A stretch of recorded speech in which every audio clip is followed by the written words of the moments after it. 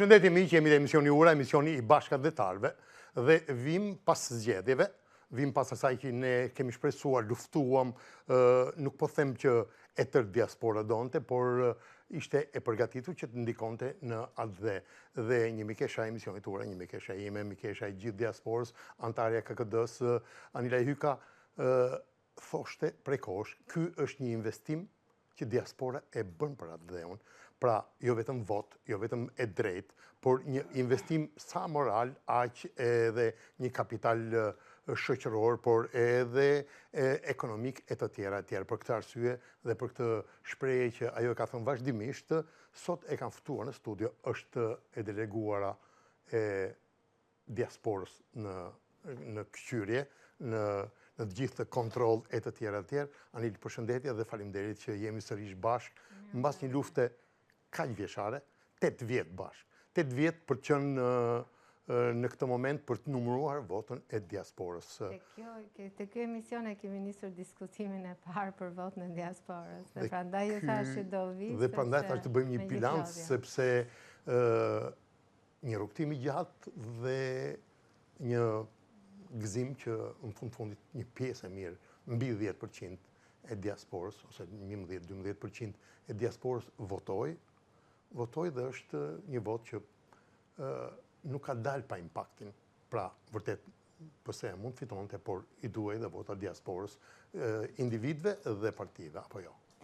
Së pari është një realizim e një përpjekje të jashtëzakonshme për vite të tëra, më shumë se 5 vjet, domethënë, nuk është i vetëm i diasporës, po i të gjithë, domethënë një bashkëpunim i gjatë. Sigurisht, është administrata, politika, ndërkombëtar. Me sfida e ndërkombëtarëve, ajo do të jetë edhe kryesorja, sepse domethënë kanë qenë ata që bën rekomandimet dhe në një farmaste kanë qenë një nga kriteret e procesit të integrimit, pra të detyrimit në BE, e insistimit të organizatave të ndryshme të diasporës që duhen vlerësuar, e mendimit kritik e debateve të ndryshme, qoftë nga diaspora, qoftë dhe në Shqipëri me diskutimet përse duhet, dhe kuptohet edhe një, si thosh, vajtjarë dhe ecejake, domethënë shpesh ndodhte duke sigurisht një hap para, 2 hapa mbrapa, qoftë në politikën, apo dhe me skeptikët në media. Dhe unë them që kjo ka qenë, ndoshta nëse mund ta cilësojmë këto zgjedhje, një nga, si thosh, momentet ose një arritje historike, është pikërisht realizimi i votës, pjesëmarrja e diasporës, dhe po ta shikojmë në funksion, domethënë, po të krahasohet koha për të cilën e patëm që diaspora të regjistroi ishte shumë e vogël, duke pas parasysh numrin dhe shpërndarjen e diasporës në botë, dhe nga ana tjetër ai mobilizim regjistrim që arriti gati 250.000, nëse përfshim edhe 50.000 që nuk u miratuan. Dhe nga ana tjetër, do flasim më vete për këtë. Po jo, dua ta them pse është moment. Sasia është është moment historik, sepse nga ato pastaj, po të shohim statistikat, pjesëmarrja ishte, dhe nga ata të pjesëmarrjes, votat që kanë ardhur në Shqipëri janë diku tek 78%. Pra, diaspora, domethënë, u angazhua seriozisht, mori pjesë në votime, 78%. Në 78% jemi të tërë të kënaqur, jemi të tërë pjesë të këtij impakti që diaspora tashmë e ëndërronte dhe e ka. Në kontakti me diasporën, ndjen të lirë, ndjen të qetë dhe sikur dikush që nuk ka aplikuar, ndjet në faj. Do të ndodhë që do kemi strategji për ta shumë fishuar këtë numër? Pra, qarkullon kjo ideja e një strategjie për ta përfshirë sa më shumë diasporën? Unë them që do bëhet ndoshta edhe një bilanc e rezultatet, sepse numërimi akoma nuk ka mbaruar. Sigurisht.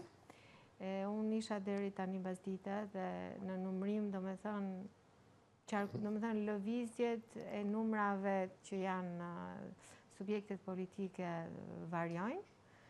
pavarësisht se tendenca duket. Në një farmase, ky numër i konsiderueshëm kanë thënë atë zërin e tyre, të shohim dhe rezultatet dhe ma merr mendja që ka akoma shumë për të bërë si nga ana e procesit, si nga ana e bashkëpunimit më ngushtë me subjektet politike, pra me forcat politike.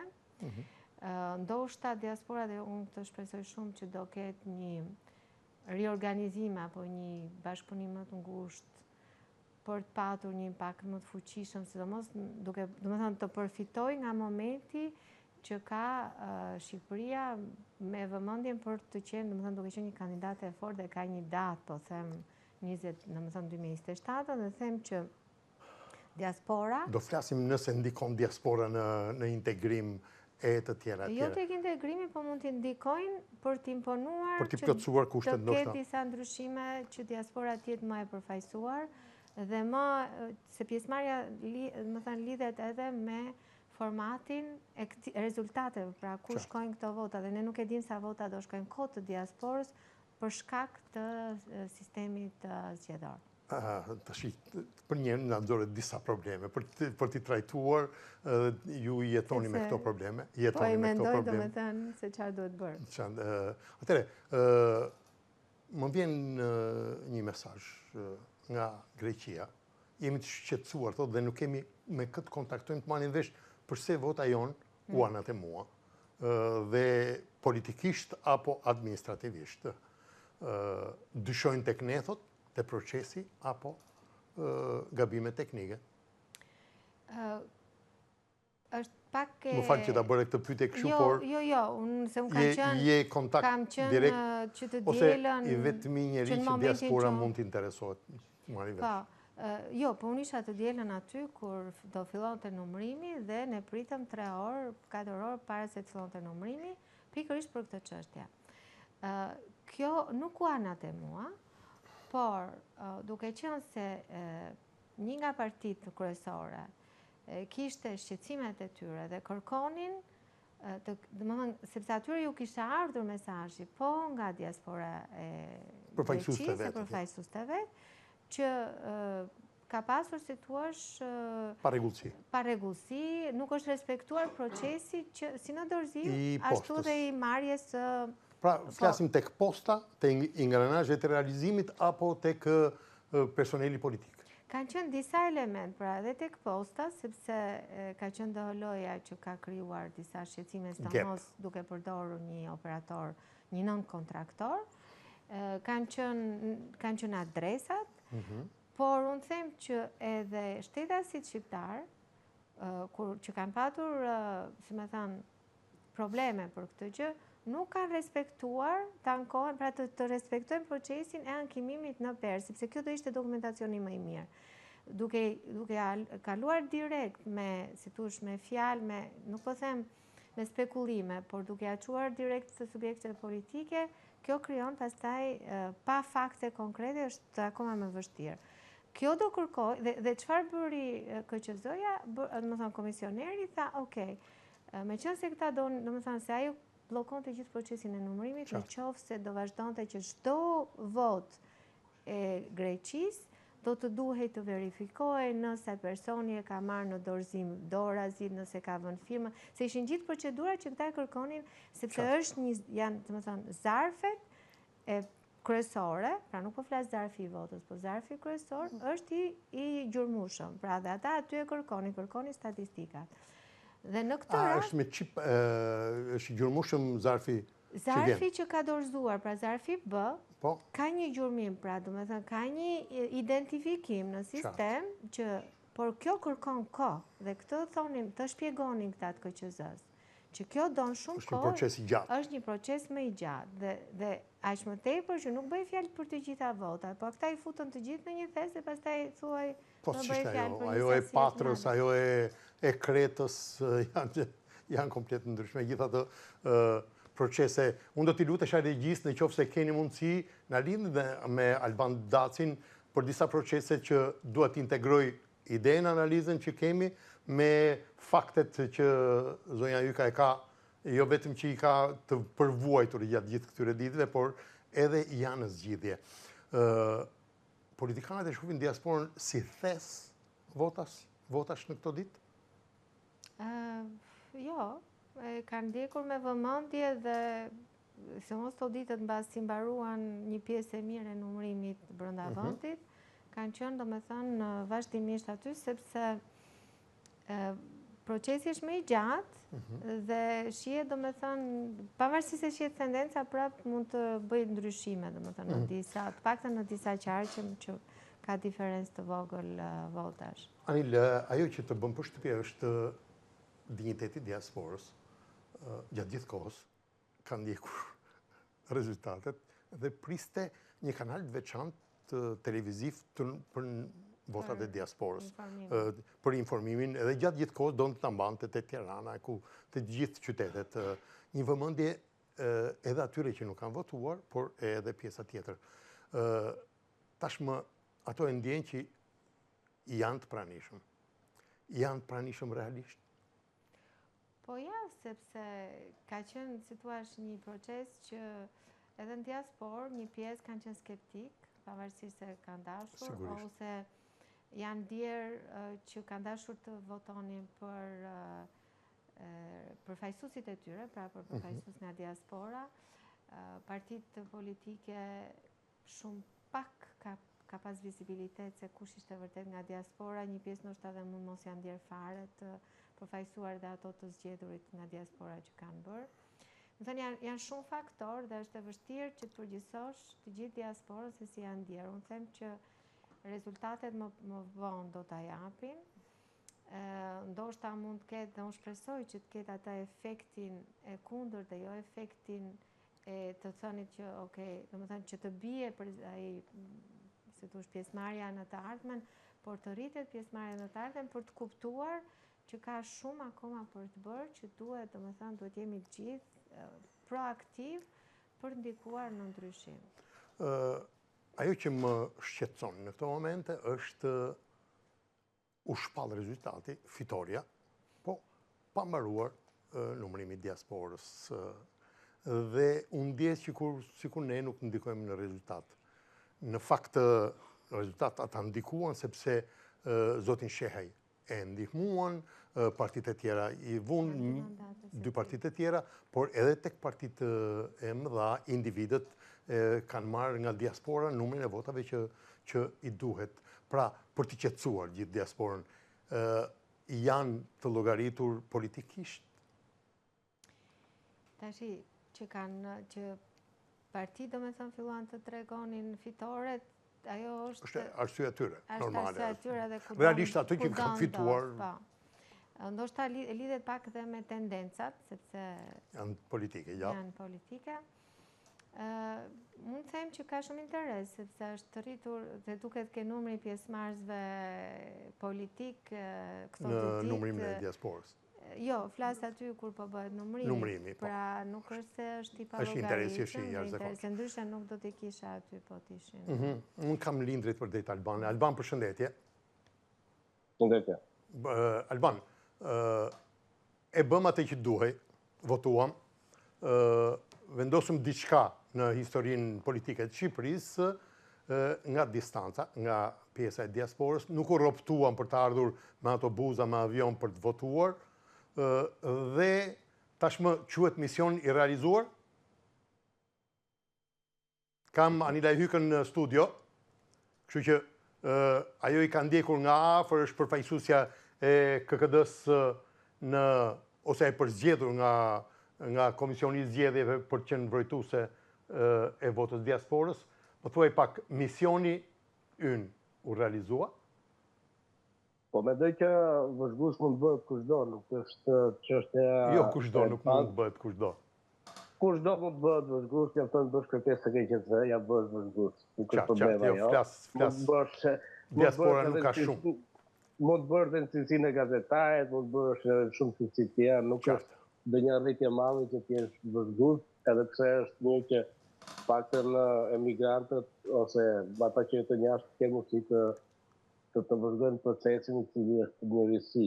Që është një gjë pozitive, por nuk është arritje madhe në vetë me realizimin e votës të shqiptarëve që janë jashtë.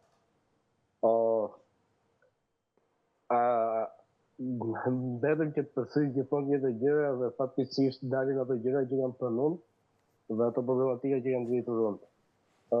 Mbetëm ide që e drejta e ushtrimit të votës ose në fillim të shekullit të kaluar sufragjo universal që quhen ndryshe, pra në merrtimin e drejtës së votës grave, ulës pastaj e moshës së votës në fëmijën e republikave parlamentare kryesisht në Europë në 18 vjeç edhe në ditën e zgjedhjeve, është një drejtë progresive. Pastaj thotë që nuk ka asnjë lloj precedenti që momentin që jepet e drejta dikujt për të votuar të jetë hequr pastaj përsëri në një normë ligjore. Pra, kemi një precedent të mirë, historik, të merituar kushtetues, sigurisht që ky precedent pastaj duhet përmirësohet, duhet korrigjohet, duhet bëhet më praktik, duhet ndryshohet edhe këtë vështrimin edhe të kodit zgjedhor i cili për fat keq bën pjesë në ato republika ku kodi zgjedhor është kodifikuar në kushtetutë. E kanë dhe disa vende të tjera të Bashkimit Evropian, nuk e ka vetëm Shqipëria, kështu që dashje pa dashje nëse duhet të ndryshojmë votën e diasporës, duhet të ndryshojmë kodin zgjedhor dhe përpasoj duhet të ndryshohet edhe kushtetuta. Voti i diasporës mbetet problematika kryesore dhe më e rëndësishme ime në këtë vështrimin e të drejtave politike dhe në këtë vështrimin e të Kartës Evropiane për të drejtat e njeriut apo PKB-s për të drejtat e njeriut, është mos realizimi plot i saj. Pra do të thotë që secili nga ne nuk duhet të ketë vetëm të drejtën për të zgjedhur, por edhe të drejtën që të zgjidhet përfaqësohet. Fatkeqësisht, mënyra se si është realizuar dhe është konceptuar. Jo, Albani, të ndërpres pak këtu, në studion time dhe në studiot e tjera kanë qenë shumë përfaqësues të diasporës që tentuan me partitë e tjera, jo dy partitë e mëdha, shumë pak partitë. Artur, nuk pa kuptoj se çfarë duhet të them juridikisht. Juridikisht po e kuptoj, por prania e tyre është. Një sekond, Artur, që diaspora të ketë përfaqësues, nuk duhet të jetë kjo lloj forme kështu, ose duhet të kenë zonën e tyre elektorale, ajo është tjetër kod. Ose Shqipëria duhet të jetë zonë vetë elektorale. Po kjo është shumë e rëndësishme sepse votat e diasporës kanë rikonfirmuar establishmentin politik në Shqipëri dhe nuk kanë prodhuar profesin vetë. Kjo është handikapi që e kemi diskutuar që në fillim që nuk e kemi. Po është shumë e rëndësishëm kuptimin e të drejtave politike dhe kuptimin kushtetues. Shumë e rëndësishëm.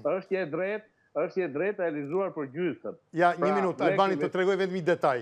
Anil, sa është luftuar që diaspora të ketë një territor të vetën ose një hapësirë ose një numër të përcaktuar për ndërtuar kodin zgjedhor? Këto kanë qenë, si thosh, një nga ato alternativa dhe kriteret që në fillim, por kur ti nuk ishe të drejtën bazë kushtetuese, ajo që ishte dhënë përpara, është e vështirë të insistosh për të ndryshuar kushtetutën dhe kodin zgjedhor në mënyrë që të ishte një territor. Plus pastaj që kishte edhe nga diaspora, nga të dyja alternativat, pra disa e donin, disa nuk e donin. Nuk ka qenë aq e lehtë që të ndikoje dhe të thoje si nuk e donin. Domethënë disa thonin nuk e donin që të kishte një territor, një si thosh zonë elektorale, domethënë vetëm për diasporën. Sepse mendohej që kjo minimalizonte impaktin. Domethënë ka pas goxha diskutime në të gjitha diskutime që kemi bërë me grupe të ndryshme të diasporës, ka pas alternativa të ndryshme. Albani 2 vjet është dashur për të marrë një përgjigje ligjore dhe nga gjykata kushtetuese. Artur, ka 15 vjet që merrem me votën e migracionit dhe në kuptimin institucional. Nuk është se jam thjesht opinionist. Jo, e di mirë, po flasim për gjithë, jo për ne tre. Artikullin e parë për votën e diasporës e ka bërë në 2008, kur akoma nuk u triti për proces të demokratik në Shqipëri. Që e di shumë mirë. Problemi është kjo, do të thënë që ka munguar vullneti politik shqiptar dhe vullneti politik shqiptar sepse shkencët politike, kodi zgjedhor në vetvete ka dhe një logjikë automatikore. Duke qenë që raporti popullsisë mes votuesve jashtë dhe votuesve brenda është proporcional, votat e shumta që mund vinin nga jashtë dhe që mund kishin zonën përfaqësuese dhe mund kishin në zonën e tyre të përfaqësimit ose zonat e tyre, nëse do marrë për shembull rastin e kodit zgjedhor italian, do të përmbyste establishmenti dhe do të ndryshonte status quo politike në Shqipëri dhe kjo normalisht që nuk i kombinonte status quo politike në Shqipëri dhe e ka bërë për të dhënë një gjysmë të drejtë e cila në fakt shërben për të rikonfirmuar përsëri ata. Atëre, Anil, të gjitha këto procese u përvuajtën, jo vuajtën, u përvuajtën nga të gjitha. Albani ka drejtë, diaspora është ndjehet e papërfaqësuar. A fitojnë ndonjëri nga diaspora në këto rrafshe, qoftë edhe nga PS-ja, nga PD-ja? PD-ja kishte një në Bibër, i cili nuk u paraqit, pastaj partitë e vogla tentuan gjithmonë të jenë pjesë me grupe, por nuk është në i zë që i doli.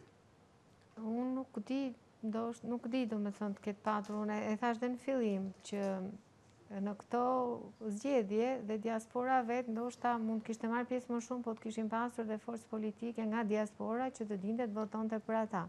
Ndoshta kjo mund kishte pas një mungesa e partisë diasporës, por që nuk lejohet ne të votojmë për një parti që është jashtë kufive të dhëvë. Po mund të ishin regjistru këtu, po që ishin si thua lëvizje nga diaspora.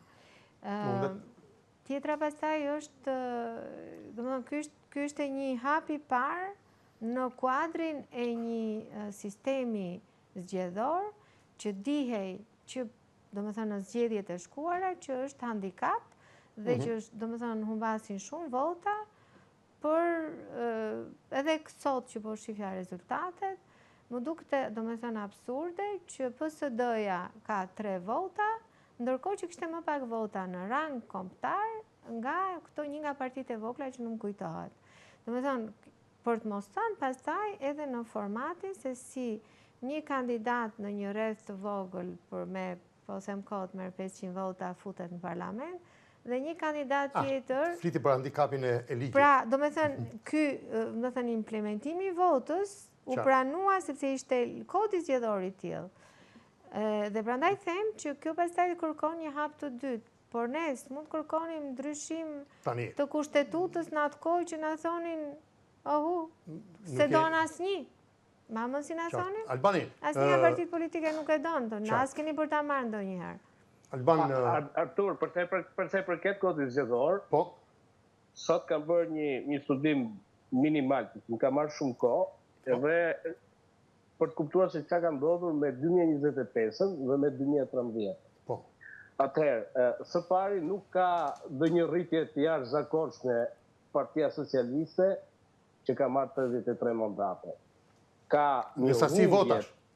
Po më dëgjoj me kujdes. Ka një humbje të votave nga Partia Demokratike.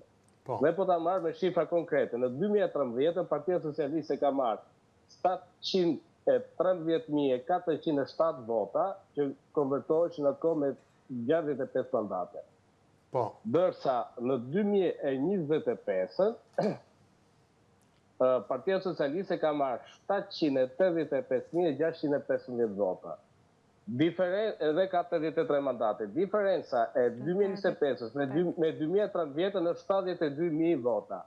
72.000 vota me kodin e ri elektoral kanë prodhuar 13 mandate të Partisë Socialiste, duke bërë diçka jo normale në fiskacitetin demokratik dhe përfaqësimit, pra sepse nuk kemi një përfaqësim drejt në raport me votuesit dhe me popullsinë. Kodi zgjedhor tashmë është bërë nga Partia Lul Bashës. Jo, e ka bërë Sali Berisha, nuk e ka bërë Lul Basha.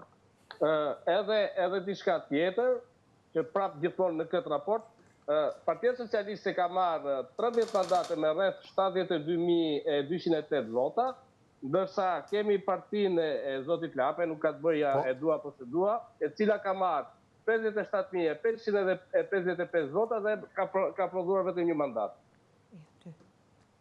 Ka 2 mandate.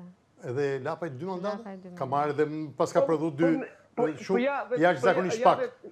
Po ja dhe 3. Po jo 3 vjetë, me 20 vota diferent. Qartë, është handikapi i kodit zgjedhor, ta kthehemi tek ajo pyetje që për cilën do desha të diskutonim bashkë, me qenë se kam dhe Anilën këtu. kush i shfrytëzoi ose kush po i shfrytëzon energjitë dhe potencialin politik të diasporës? Partitë e mëdha, partitë e vogla, apo vetë diaspora? Anil. Kjo është pyetje për mua. Për ju dhe për Anilin, po filloj me ty njerë, se Anila vjen nga ju 48 orë duke parë votat. Unë mendoj që nuk mund përdorë termi banal shfrytëzim, domethënë, sepse në thelb atëherë përfitim nga energji. Edhe ne dhe ata janë shtetat shqiptar, po, dhe jemi të barabartë para ligjit, dhe në të drejta dhe në detyrime. Ajo që kam thënë edhe vërteta përsërisë është fakti që duke njohur goxha mirë sistemin politik shqiptar ose të paktën Partinë Socialiste dhe Partinë Demokratike, unë kisha parashikuar që shumica dërmuese të këtyre votave do ta merrte Partia Socialiste dhe kjo përsëri ka të bëjë me kodin zgjedhor dhe me mënyrën se si është organizuar KQZ-ja. Sepse Partia Socialiste, ne tashmë e dim shumë mirë, mund të bëjmë teori sa duash, Partia Socialiste, mënyrë se si është ndërtuar shërbimi diplomatik shqiptar, i cili është i bazuar kryesisht mbi nepotizëm. Ka disa ingranazhe që i kanë dispozicion. Ka pushtetin, ka ministri që mund të ustojnë me djeta, ka dhe një linë avioni personale zoti kryeministri që nuk e di nëse do ja ka përdorur apo jo, ka administratën, ka gjitha, plus që ajo që janë përfitime dhe pushtetit. Po. Edhe jo, dhe vetëm ajo, po dhe karakteri është që Partia Socialiste historikisht pak në Itali dhe në Greqi ka pasur deg të mirëfillta. Pra ka qenë historikisht. Pra ajo është organizuar, thua. Ka një lidhje reale me territorin dhe ka të bëjë me faktin që Partia Socialiste nuk është një parti e lindur vindeve 90 mbi populizmin dhe një parti e shesheve, stili Berishës, por është një parti e mirëfill klasike që vjen nga partia e masave dhe kjo bën që të ketë lidhje kontakte me po, Albani, populli jonë është populli majt? Nuk mendoj që është i majt, por e vërteta është që i ka munguar një alternativë reale serioze e djathtë dhe e djathta nuk është menduar as shkurt dhe asnjëherë ta zhvilloj atë. E djathta fatkeqësisht e ka konsideruar në ideologjinë e djathtë thjesht si një qëllim final për marrje pushteti dhe kjo tregon faktin domethënë që ka bërë koalicion edhe me partitë majta dhe ka ardhur faktikisht pushtet, ka mbajtur pushtetin me partitë majta. Dhe nuk e di se si mund të quhen konservator nëse në 2009 mbajti pushtetin me LSI. Kur them, Anil, janë shfrytzuar energjitë e diasporës, them jo vetëm si individ, sepse edhe me Albani do të diskutoja këtë, shumë individ u zemëruan, se nuk u përftuan, por besoj se mas këtij bilanci, ato e morën vesh që këtu flitet për numër votash, nuk flitet për profesionist dhe eksperienca ndërkombëtare. Dhe këtu duhet ndajmë edhe kandidatët, tentativat për kandidat të njerëzve nga diaspora, ose të profesionistëve, individëve, dhe për të marrë votën e diasporës. Këtu nuk ishte nevojë, partitë nuk kanë pas nevojë të marrin dika nga diaspora. U shfaqen vetë. Po, do me thënë, elektorati si brenda vendit, si jashtë vendit, ka ato ngjyrat, ka ato tendencat e tyre, kanë disa principe dhe ma mërmendja, e përmendi dhe parafolsi që partitë i kanë patën marrë masat sepse kanë ato organizimet e tyre. Qartë. Pjesa tjetër pastaj është, dhe besoj që do bëhet një analizë më e plot, por ne kemi një elektorat të vogël që duhet të zgjedhin në një larmi të madhe subjektesh politike. Pra ajo ishte një vjet. Kështu që, do me thënë, dhe kjo e shpërndan votën, pra e shpërndan dhe pak të influencën politike, po themi, ose energjinë. Dhe tek e fundit ma merr mendje që edhe shtetasit shqiptar që jetojnë jashtë, disa nga ato që ndoshta mund të afroheshin ose mund të ishin kandidat, mund të kenë parë të shohim se më thënë si do shkoj, një tentativë. Shpresojmë, do me thënë, që dhe forcat politike të kenë mësuar pak, sepse shumë pak u pa aleanca. Do me thënë, ne jemi mësuar në vendet ku jetojmë, pjesa më madhe e partive bëjnë aleanca. Pra, ato që shohim në listat ose në fletët e votimeve, s'kan lidhje fare në emër me partit vetë, sepse kanë bërë aleance, kanë ngritur se tush një format aleance. Dhe ndërkohë që janë shtete që kanë me 30 milion, 20 milion banor, dhe ne kemi një elektorat që rendite pak ke 3.7 milion, dhe kishim pa fund kandidat dhe pa fund partit. Albani pa fund kandidat tentativ nga djemë dhe vajzat e diasporës dhe nuk arritën, nuk u përzgjodhen nga partitë e mëdha, gjithmonë me mendimin tim, jo nga kualiteti, por nga mundësia për thithur vota. Jo, Artur, unë mendoj që e para njërë që nga ndryshimi konstitucionit të 2008-ës, realiteti politik shqiptar nuk është me shumë parti, është i orientuar pothuajse bipolalizmi. Ne kishim vetëm 11 subjekte, në Itali ke paktën e 600 lista civile përveç partive tradicionale, pra nuk është se kishim shumë parti, kishim 11 subjekte partijake, pastaj leri pastaj kandidatët, për subjektet ishin 11, për kandidatët ishin preferenca, por nëse votoje, kishe drejt vetëm një subjekt dhe një kandidat, pra i ditet votoje vetëm 11 subjekte. Nuk ka si numri. Pra, nuk është e vërtet ajo që kishim shumë, madje përkundrazi, problemi i demokracisë shqiptare është që nuk ka alternativa, jo se ka shumë alternativa. E dyta, mendoj që e kushtëzon dhe si thua se penalizon kandidatin nga jashtë pikërisht kodri zgjedhor, ai që thash unë. Përjashton ai.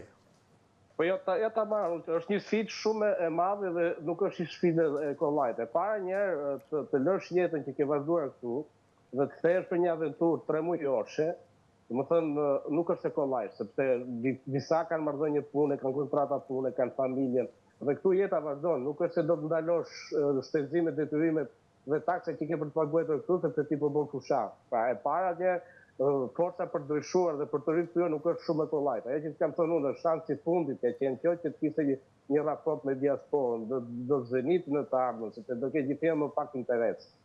E dyta, nëse unë do të kandidoja në Milano dhe kisha zonën time në Milano, unë mund të bëja 3.000 vota, e kisha thyrë Hersin dhe hyja në parlament. Por nëse unë, me këtë kohë zgjedhor, bëj 3.000 vota, 300 vota nga ato që kam bërë janë aty ku kandidoj unë. 1.000 janë me një zonë që s'kandidoj fare, unë nuk prodhoj mandat. Atëherë për çfarë duhet i bëj këto 3.000 vota në Milano? Qartë. Albani, ajo që më pëlqeu në këtë fushat ishte Shpendreu, i cili mori një ofertë për të qenë kandidat në Dibër dhe tha unë nuk kam prekur, nuk kam shkelur atje, nuk kam njohje. E kam thënë edhe unë jo, që ma kanë kërkuar dhe të jeti shumë që u kam pasur angazhim politik dhe kam thënë jo. Do ma thuash pak, sepse këtu desha dalë. Jeni të rrequr dhe nga Afrika, sepse do keni impakt, apo nga Afrika? Jo nga Afrika. Nga llogarit. Çdo njeri ka një farë respektin dhe vetës para së gjitha. Nuk tani dhe pak bëj 21 vjeç. Nuk besoj që jam nga ata që kënaqen që të kem emrin në një listë të publikuar si kandidat. Nuk mund të marr aventura të cilat nuk justifikojnë atë që kam ndërtuar më shumë sakrificë gjithë këto vite. Po kandidoje do fitoje? Në këtë rrethana jo, sepse 2 muaj para unë nuk mund të bëj asgjë. Po edhe një vit para, se duhet punosh qersht. Një vit para, një vit para që fitoje një kandidat me këtë kohë, e para një subjekti që ofron, duhet të japë një farë protagonizmi politik brenda subjektit, pa që të japë një farë detyre i deleguar, i qarkut, i zonës, pa që të prezantohet me struktura, të njëfet e terrenit. Do të bësh punë kolosale. Po jo, po duhet të jesh integruar dhe politikisht, nuk mund të vish outsider dhe ti të sidoj unë dikë që ka 30 vjetë që vjetë votat atje, ose 30 vjetë që jep pesin e millit, ose 30 vjetë që i ka shpërbyrë me vëndet pune. Albani, po, këthejmë pak te Anil, ka rreth 100.000 vota pa numëruar. Shumë nga dalë numërimi i votës diasporës. Nga interesi, nga ingranazhet e përgatitura për të lexuar, apo ka pengesa tjera, si që është ajo e Greqisë? Jo, nuk ka lidhje me pengesat, ka lidhje me procesin, sepse në qoftë se brenda vendit, kutia e votës e hap dhe nxjerr vetëm thjesht votën dhe i palos në Ajo mënyrë është me që të zarf, mos lexohet. zarf. Ndërsa kjo ka 3 etapa. Është zarfi B, kutit janë me zarfe B, dhe në momentin që nxiren të gjitha, pra ka ca është një proces i certifikime, tërë. do hapen zarfet B, të futen në një vend dhe pastaj dalin zarfet A, pastaj hiqet hapet zarfi A, dhe janë zarfe të forta, domethënë njerëzit kanë pasur edhe vështirësi në hapjen e zarfeve. Dhe mjetet që kanë pasur, domethënë nuk ka qenë, dhe pastaj ti i nxjerr ato zarfe ti palos, domethënë të drejta, sepse ashtu ka procedura që duhet të shihen në ekran, se ekrani, domethënë kamera, përveç që e nxjerr në ekran për vrojtuesit, edhe e incizon, pra ka dhe audion. Pra të gjitha këto, plus që ata duhet t'i mbajnë mirë që të mos ketë, si thosh, për ta verifikuar që s'ka ndonjë anomali, dhe duhet i thonë dhe me zë. Pra të gjitha këto, si thosh, janë si hallka domethënë janë 3-4 hallka pa fillon dhe numërohet vota, pastaj certifikim. Që mos të mbajmë gjatë se di që je tek pjesa e stërmundimit.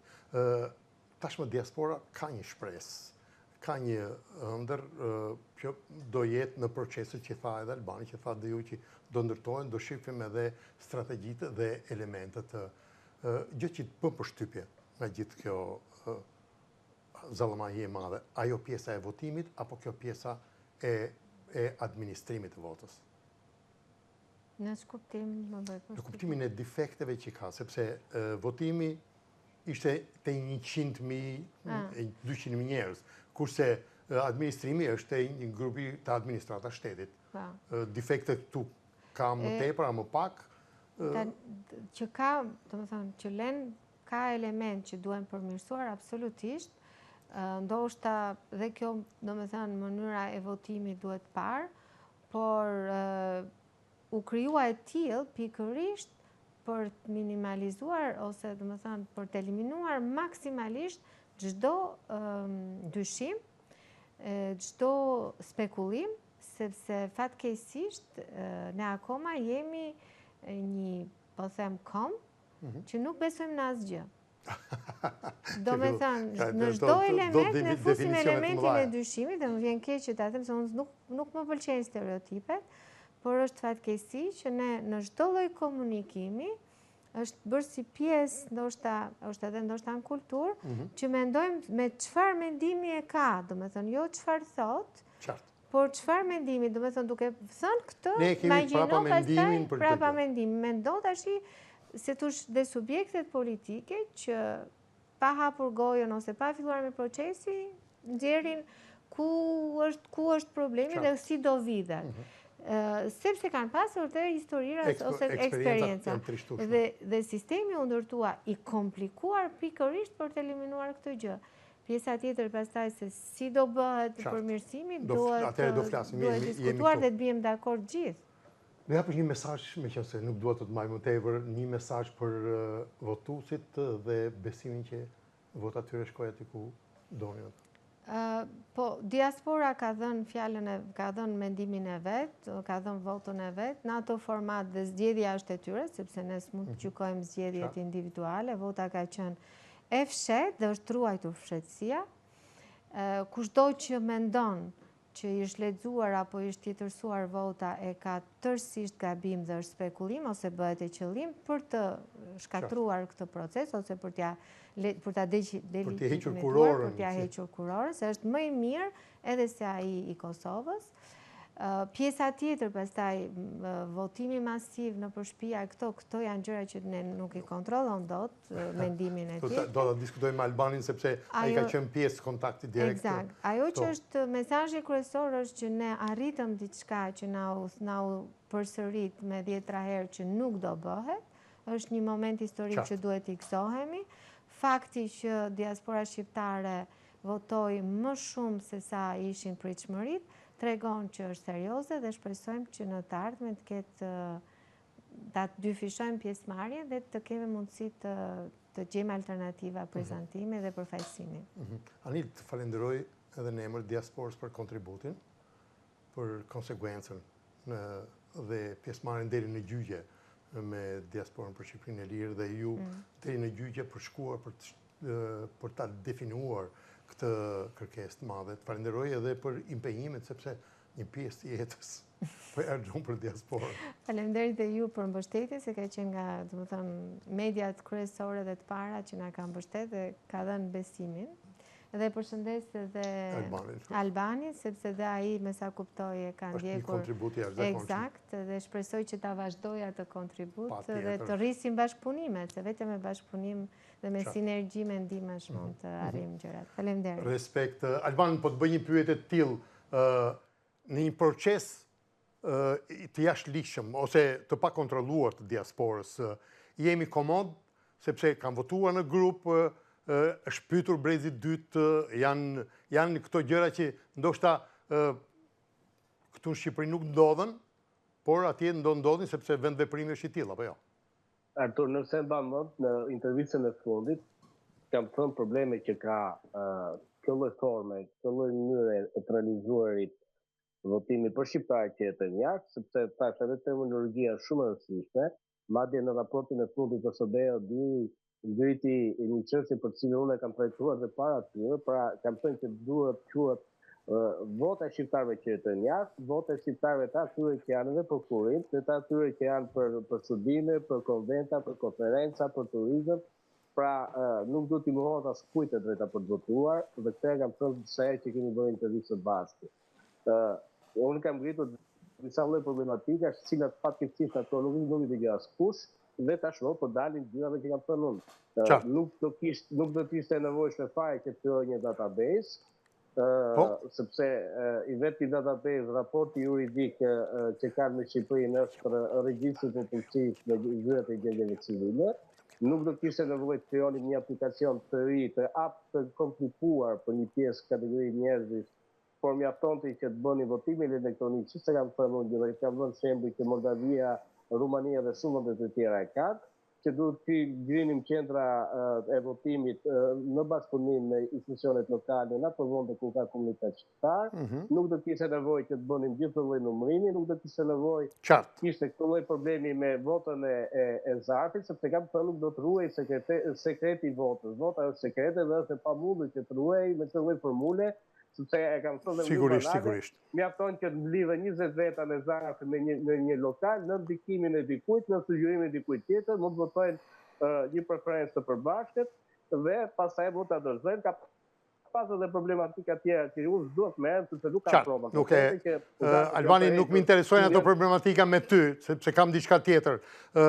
Dimensioni real i diasporës u rrit me këtë votim, apo ka filluar diaspora të shohë vetveten në defektet jetike, sa e politizuar apo jo? Unë mendoj që në vetvete nuk është rritur dimensioni diasporës, por unë mendoj që ka ndryshuar optika e politikës shqiptare në raport me diasporën, duke pasur parasysh që një subjekt politik qëllim final ka marrë në pushtetit, ose arritjen e pushtetit, arritja e pushtetit bëhet përmes votës, do thotë që dashje pa dashje, ndoshta edhe kundër dëshirës ose vullnetit të tyre, ne do të kemi gjithnjë më shumë në qendër të vëmendjes, dhe do të krijojmë kontakte më të shpeshta me ne. Sigurisht që do ta ndihmojnë në formimin e një kulture të përgjithshme politike në këtë vështrim shqiptar, sepse shumica tashmë janë brezi tretë që kanë lidhur, janë rritur në Itali dhe ndoshta nuk e kanë idenë për çfarë republike është Shqipëria apo çfarë sistemi patriarkal.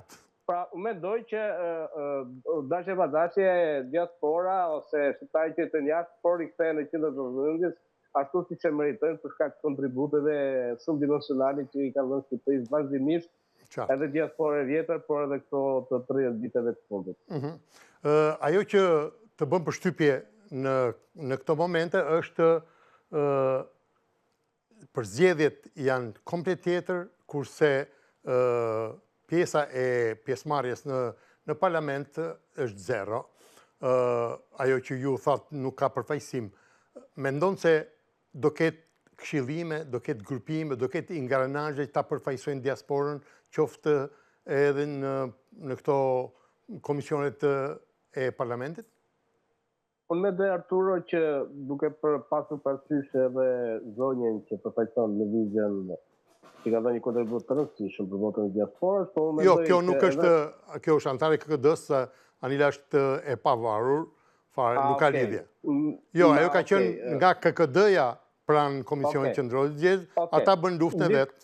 Gjithsesi doja të thoja që unë mendoj që duke nisur që nga unë që nuk do të rresht kontribuari për të dhënë një format së më dinjitos të përgjegjësimit, po unë mendoj që vetë fushat e fundit tregoi një farë mënyre që ka evoluar mënyra të bërit politikë dhe mënyra të qasjes së politikanëve në raport me qytetarët, kështu që do të jetë vetë politika që do të ketë gjithnjë një tendencë për ta përmirësuar mënyrën e aplikimit të ushtrimit të drejtës së votës të shqiptarëve që janë jashtë. Nuk kam besim që, pra, si sa thash fillim, është një drejt që është fituar dhe vetëm progresive, pra do të thotë që vetëm mund përmirësohet, por nuk mund të ketë hapa kthimi brapa më.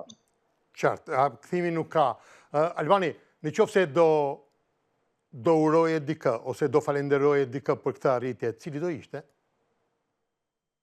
Grup shoqëror, politik, parlament, ndërkombëtarët, individët, personat, vetë diasporën? Unë sigurisht që për gjithë në tjerë që kemi jetuar jashtë dhe e kemi përjetuar në kuptimin e vërtet një zotë të qenit emigrant, pavarësisht se shumë për nesh janë tashmë plotësisht të integruar apo të realizuar.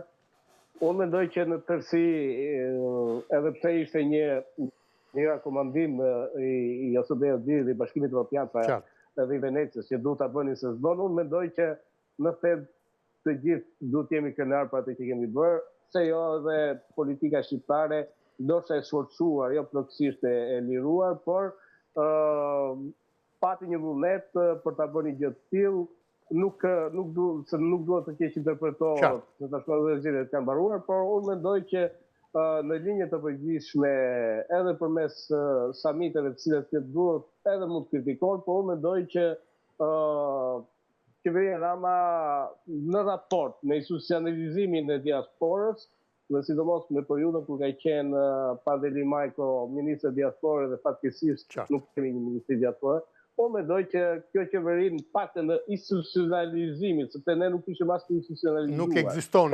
Nuk ekzistonin, po. Unë mendoj që qeveria ka nota pozitive. A mund të bëjë më mirë, a mund të bëjë më mirë, sigurisht e po, por nuk e them këtë koment pozitiv të vështrimit politik se këta janë socialistë dhe po qeverisë janë socialistë. Po ta kishin bërë demokratë një të gjë do kisha.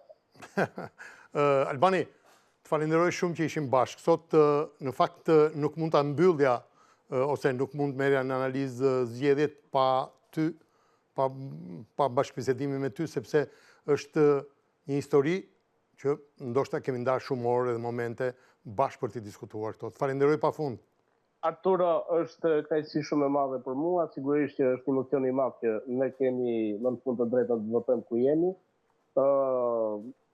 Angazhimi politik i joni, qoftë edhe nëpërmes opinioneve ose në dimensionin qytetar, mendoj që duhet të konsiderohet një mision, një shërbim ndaj vendit dhe jo një profesion, edhe një mënyrë ose tjetër secili për nesh e ka obligim për ta bërë një gjë të tillë, pavarësisht se ku jeton dhe çfarë rrethana shikon. Respekt, faleminderit Albani. Gjithashtu. Natë mirë.